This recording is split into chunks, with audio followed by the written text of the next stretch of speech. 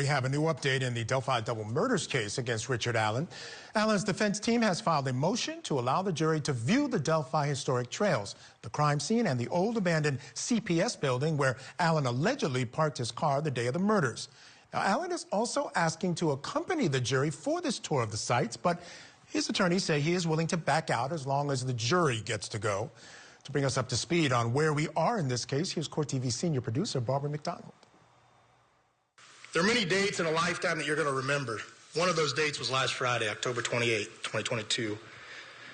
At that time, we had gathered evidence to formulate a PC that we submitted to the court, and the judge did find probable cause for an arrest of Richard Allen. He's been charged with 2 counts of murder for the murder of Abigail Williams and Liberty German. Richard Allen is accused of killing 13-year-old Abigail Williams and 14-year-old Liberty German on February 13, 2017. A key piece of evidence in the case is this video found on Libby's cell phone. The best friends were abducted while crossing the Monon High Bridge, then an abandoned railroad trestle spanning the picturesque Deer Creek.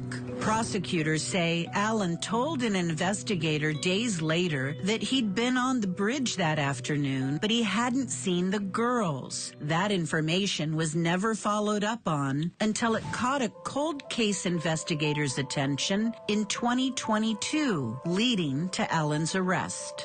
Here comes a guy that has never, ever been announced. He was nobody's radar. It was like, where did this guy come from? Allen's defense team says he's innocent. They're blaming men they allege are white nationalists who practice Odinism and say Abby and Libby were killed in a ritualistic sacrifice. Law enforcement says there's no evidence of that. Prosecutors also say Allen confessed to the murders more than 60 times, but he was being treated for psychosis, and his attorneys say he was delusional. Richard Allen is now charged with 4 counts of murder for the deaths of Abby and Libby. He could be sentenced to more than 100 years if convicted. Now, among the issues addressed in this motion is that the crime scene is located on private property. It previously belonged to a man named Ron Logan, but he has since passed, and it's now owned by his only son.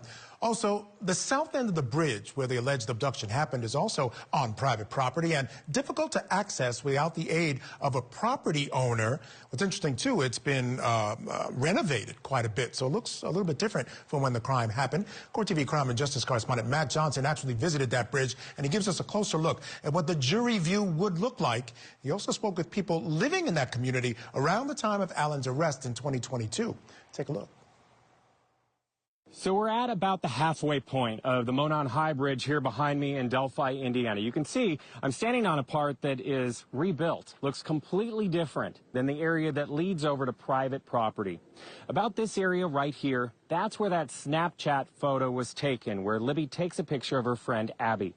The 2 girls, they were heading down the bridge south over to private property, and that's where the abduction happened. Who'd like in the community with the news? Yeah, I think it's mainly relief. I mean, I think what's going to come from it is going to be quite concerning because obviously deep down you hope it wasn't somebody local, and obviously we're hearing it was somebody local, and that's going to have a lot of repercussions throughout the community. Every time I travel from Logansport to Lafayette, I pass under the Freedom Bridge. I always say a prayer that they find out who did this to those little girls. And everything is, today is the day. Today is the day. What brought you out here today, though?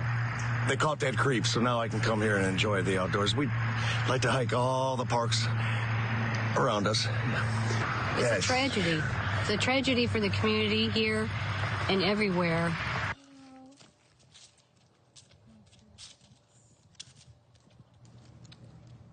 All right, let's bring in our guest still with us to discuss. Former prosecutor, defense attorney David Bruno, state attorney for Palm Beach County, Florida, Dave Arenberg. David Bruno, I'll start with you. Again, we heard there the defense is asking for this jury to be taken on a jury view of 3 different areas. Part of the plan, I would imagine, is as part of their defense, they've been arguing that, look, this had to have been done by more than one person because of the distances between the areas where this crime took place. So that may be part of the thinking. But jury views are not that common. Courts don't grant them very often. We saw it in O.J., of course. We saw it in, for instance, the Parkland murders, but not always granted. What do you think the chances are that'll happen in this case? I think so. I think it's decent. And I say that because of the circumstantial nature of how they pieced it together. We know from the affidavit of probable cause that they had the vehicle parked across the street by a vacant building. And that's one of the areas that the defense attorney wants to see with the jury. In addition, the different layout and how he would have gotten from the car to the potential crime scene, I think is a point of emphasis for the defense. One thing that does concern me is that things may have changed. And if things have changed, well, then that's a great objection to viewing the scene, because then it would be prejudicial and it wouldn't be as probative as the defense wants it. So I think there is a shot that the defense gets what they want here. All right, so Dave Arenberg, if in fact they do get it, they're also asking that Richard Allen be brought along. Now, we know there are issues. You see the way they sort of cart him back and forth to court. They think, you know, folks might try to kill him. Security is an issue. Do you think that's a possibility? I think it's less likely that he'd be allowed to be there. In fact, the defense doesn't seem to push too hard. They just want the jury to be there. I agree with David. I think this could be granted. And by the way, as an aside, it's great to be on with David. And what a great background he has. It looks like an upscale cigar room in a steakhouse, you know, so kudos to him. But I do think that the judge probably grants the viewing. But be careful what you ask for. Remember, in the Murdoch case, the jurors went there because the defense said you have to see that it's such a far distance. There's no way the defendant could have committed this crime. Then they showed up. They're like, not really. I could see it. And that's something that could happen here. So the defense is grasping at straws, and it may backfire in their face. Yeah, they may, in fact, be grasping at straws. David Bruno, that leads me to the question regarding some of the rulings that we've seen in the case in the defense itself. I mean, they had been going pretty strong down this path that this was done by more than one person. That can still stick around. But the idea that these other people were involved in this cult of Odinism, well, the judge has decided they can't go down that route. How much do you think that affects their approach to the case? Oh, that's what they were going off of. I mean, look, I was real surprised, too, hearing about the staging of the bodies. I mean, it is fascinating to me that is facts in the case that the prosecutor is going to have, and then also cut the defense off on that particular defense. Now, I wonder, I don't think that was the smartest, honestly, because why? Because that is going to be an issue on appeal. I mean, they are cutting off, the court is cutting off the defense of the defendant.